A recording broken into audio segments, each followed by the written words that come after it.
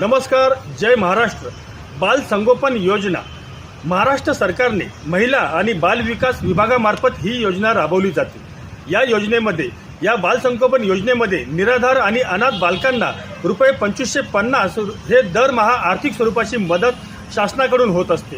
ही योजना माता सावित्रीबाई फुले बाल संगोपन योजना नावाने सुद्धा प्रसिद्ध आहे।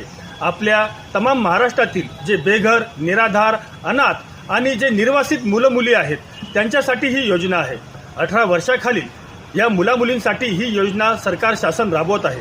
या योजनेमध्ये आर्थिक स्वरूपाची मदत करून या मुलांचे संगोपन, शिक्षण आणि त्यांचं भविष्य घडवावं हाच महाराष्ट्र शासनाचा उद्देश आहे। तर यासाठी आपल्याला महिला आणि बाल कल्याण विभागामध्ये ऑनलाईन आणि ऑफलाईन स्वरूपात आपल्याला अर्ज सादर करायचा आहे। त्याचबरोबर राजमाता फाउंडेशन बुलढाणा सुद्धा तुमच्या सोबत आहे। आपल्याला अर्ज कुठे करायचा, कसा करायचा, त्याचा पाठपुरावा कसा करायचा यासाठी आम्ही तुमच्या सोबत आहोत। तर हा व्हिडिओ जास्तीत जास्त शेअर करा, फॉलो करा आणि फॉरवर्ड करा, जेणेकरून माझ्या परिसरातील, आपल्या परिसरातील तमाम बेघरांना, अनाथांना याचा फायदा होईल। जय महाराष्ट्र।